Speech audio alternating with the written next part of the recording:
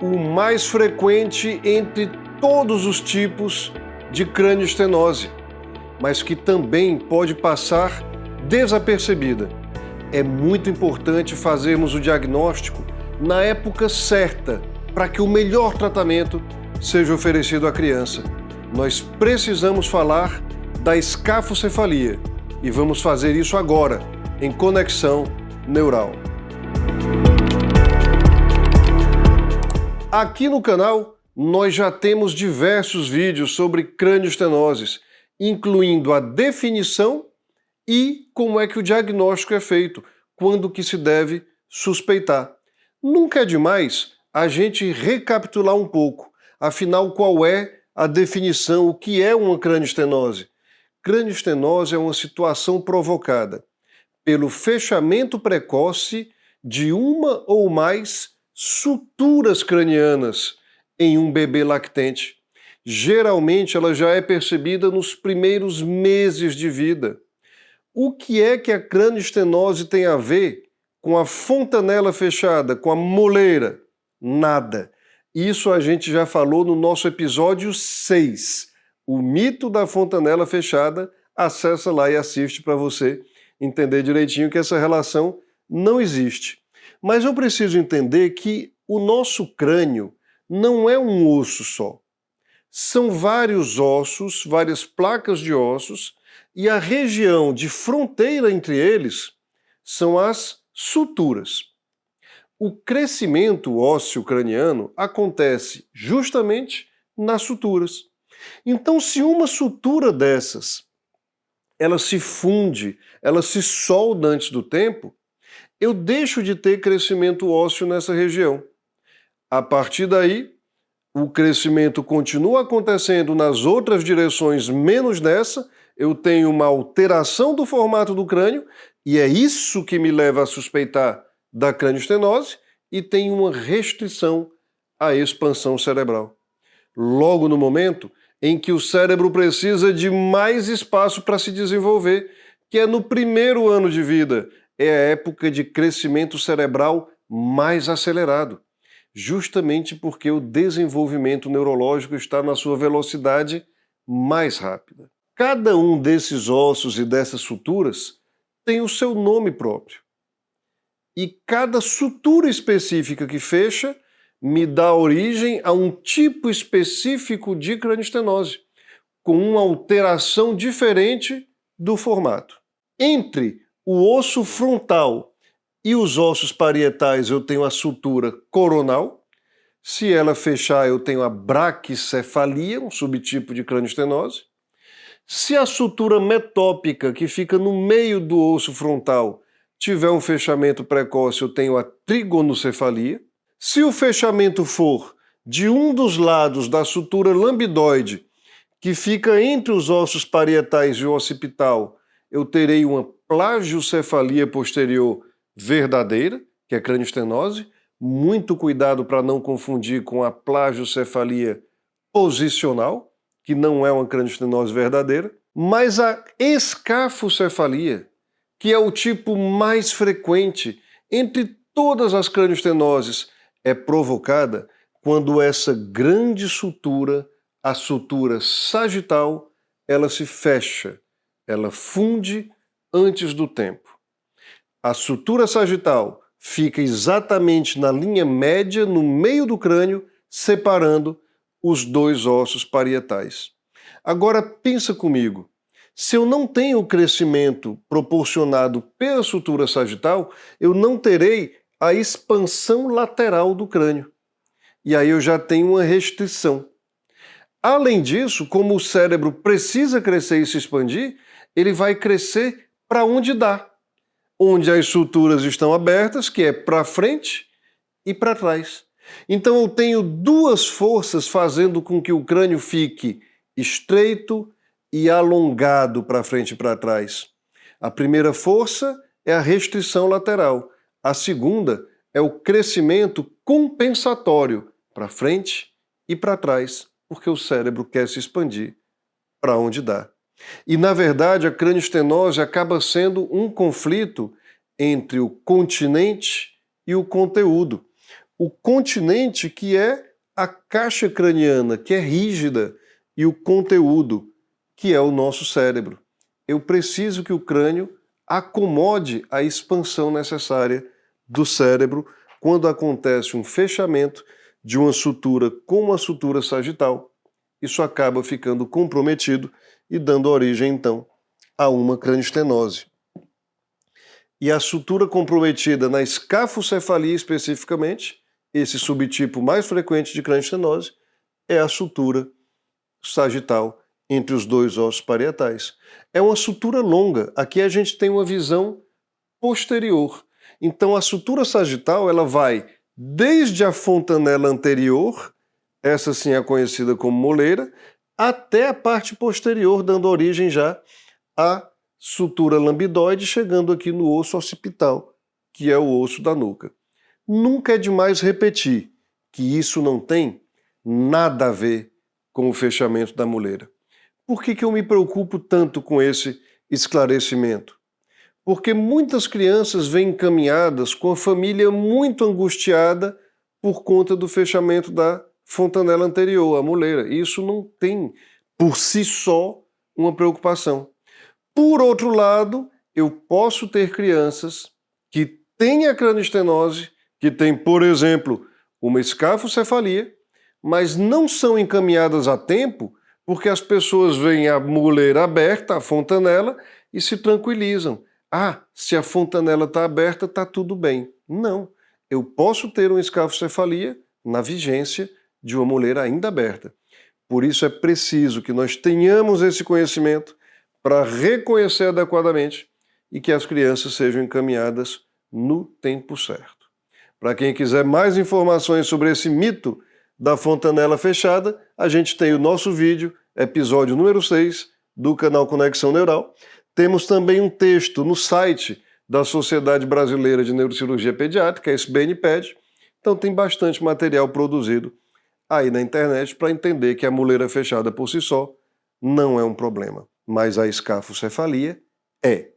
O fechamento precoce da sutura sagital é sim um problema, como a gente pode perceber nessa imagem, o fechamento da sutura sagital provocando um crânio alongado.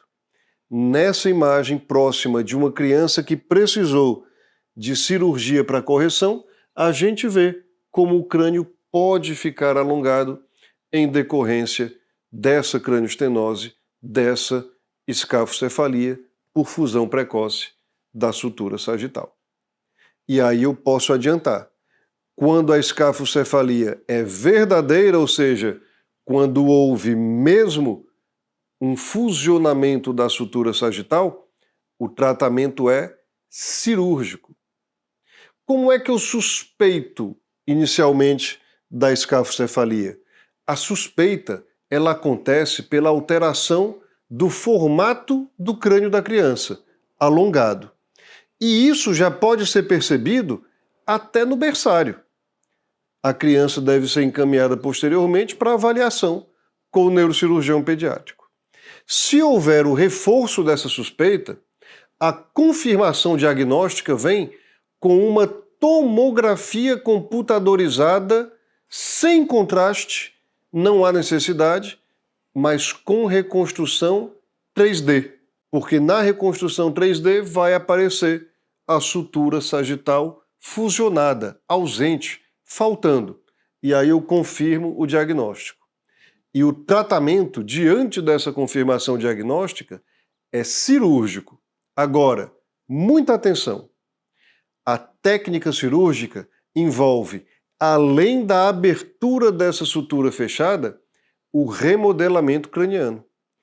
Pense comigo, mais uma vez, se eu simplesmente fizer somente a abertura da sutura, o formato alterado e a restrição à expansão do cérebro não vão mudar, porque já são um efeito estabelecido do fato de que essa sutura estava fechada.